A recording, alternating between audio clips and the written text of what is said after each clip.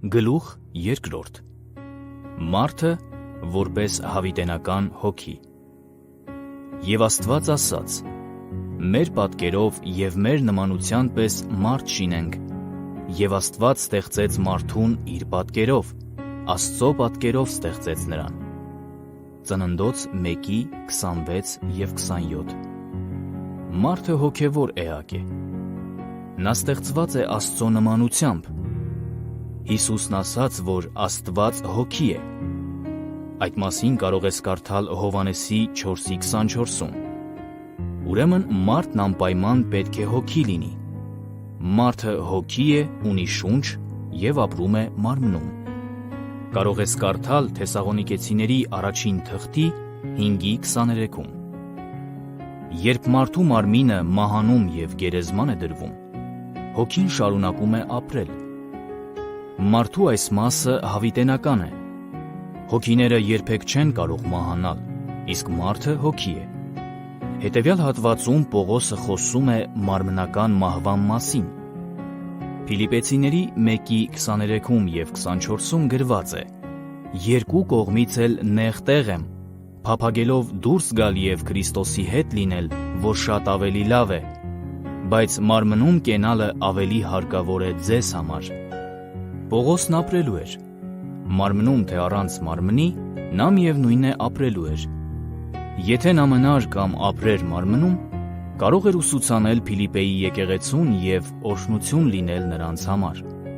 Սակայն Պողոսի համար շատ ավելի լավ էր մեռնել և Քրիստոսի հետ լինել։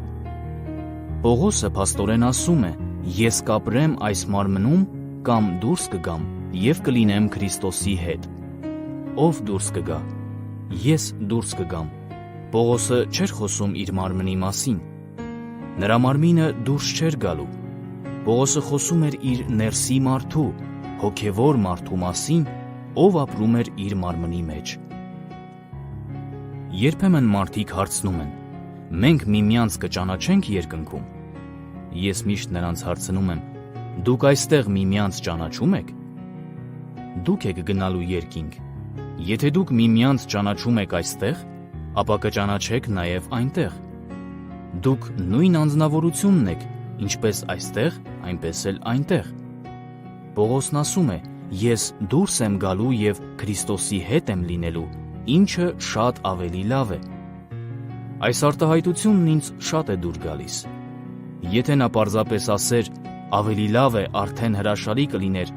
բայց նա ասում է, շատ ավելի լավ է։ Որոշ կեղծ պաշտամունքներ սովորեցնում են, որ մարդը մահանում է այնպես, ինչպես շունը։ Սակայն դա ճշմարիտ չէ։ Մարդն ավելին է, քան մարմինը։ Նա հոգի է, ունի շունչ և բնակվում է մարմնի մեջ։ Մյուսներն ասում են, որ երբ մարդը մահանում է, շնչավոր քնի մեջ է ընկղմվում։ Աստվածաշունչն այդպիսի բան չի սովորեցնում։ Ոմանք էլ ասում են, որ հոգին իսկապես դուրս է գալիս, բայց վերադառնում է կովի, շան կամ մեկ ուրիշի տեսքով։ Վերամարմնավորումը սուտգրային և աստվածաշնչյան ուսմունք չէ։ Կարդացեք Աստծո խոսքը, և այս հարցի վերաբերյալ ձեր բոլոր կասկածները կփարատվեն։ Պողոսն ասաց. ես դուրս եմ գալու, ես լինելու եմ Տիրոջ հետ, ինչը շատ ավելի լավ է։ Նա բոլոր եկեղեցիներում քարոզում էր միևնույն ճշմարտությունները և սովորեցնում միևնույն փաստերը։ Հետևյալ խոսքում նա միևնույն օրհնյալ ճշմարտությունն այլ կերպ է ձևակերպում Կորինթոսի եկեղեցու համար։ Կորինթացիների 2-րդ թղթի 4:16-ում գրված է. թեև մեր դրսի մարդը փչանում է,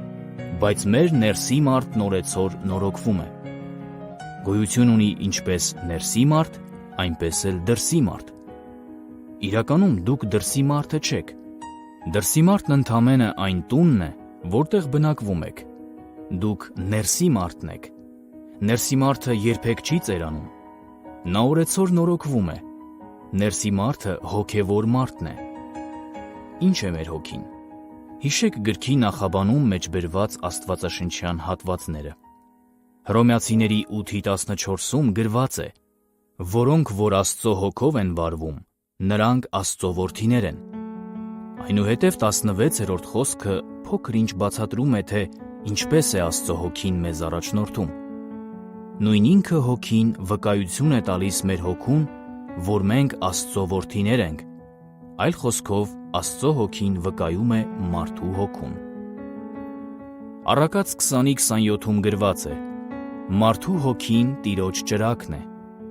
Համաձայն այս խոսքերի, Աստված մեզ առաջնորդում է մեր հոգիների միջոցով։ Ուստի պետք է պարզենք, թե ինչ է մեր հոգին։ Հիսուսը Նիկոդեմոսին ասաց. «Եթե մեկը վերստին չծնվի, չի կարող Աստծո արքայությունը տեսնել»։ Հովհաննեսի ավետարան 3 գլուխ 3 խոսք։ Նիկոդեմոսը, լինելով բնական էակ, կարող էր միայն բնականորեն մտածել. մարդն ինչպես կարող է ծնվել, որ ծեր է, միթե կարող է երկրորդ անգամ իր մոր արգանդը մտնել և ծնվել։ Խոսք 4։ Հիսուսը չէր խոսում մարմնական ծնունդի մասին։ Նա ասաց. մարմնից ծնվածը մարմին է և հոգուց ծնվածը հոգի։ Խոսք 6։ Նա խոսում էր հոգևոր ծնունդի մասին։ Մարդու հոգին է, որ վերստին ծնվում և ստանում է հավիտենական կյանք, Աստծո կյանքը և Աստծո բնությունը։ Մարդու հոգին է, որ Քրիստոսի մեջ նոր արարած է դառնում։ Պողոսը մարդու հոգին անվանում է ներսի մարդ, իսկ Պետրոսը սրտի ծածուկ մարդ։ Պետրոսի առաջին թղթի 3 գլխի 4 խոսքում գրված է. «Այլ սրտի ծածուկ մարդը հեզ և հանդարտ հոգու անկեղծությամբ, որ դա Աստծո առջև շատ թանկագին է»։ Աստվածաշնչյան շատ հատվածներում, որտեղ խոսվում է սրտի մասին, նկատի է առնվում մարդու հոգին, իսկական մարդը։ Այս տեղեկությունը ձեզ կօգնի հավատքի կյանքում։ Նոր կտակարանը կարդալիս սիրտ բառն ամենուրեք փոխարինեք հոգի բառով, և Աստծո խոսքն ավելի լավ կհասկանաք։ Մարդու հոգին է վերստին ծնունդ ստանում։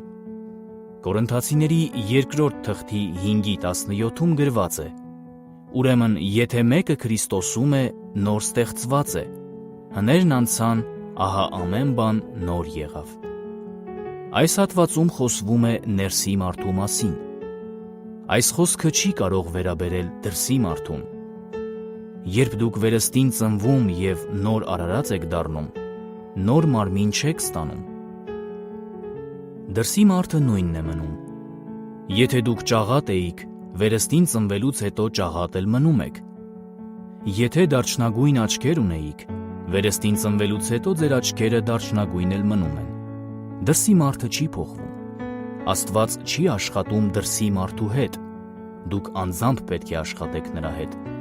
Գտեք Աստվածաշնչում, թե ինչ եք ամենում Աստված, որ անեք դրսի մարդու հետ, և այդպես էլ արեք։ Աստված աշխատում է ներսի մարդու հետ, նրան դարձնելով նոր մարդ, նոր ստեղծված, նոր արարչագործություն Քրիստոսում։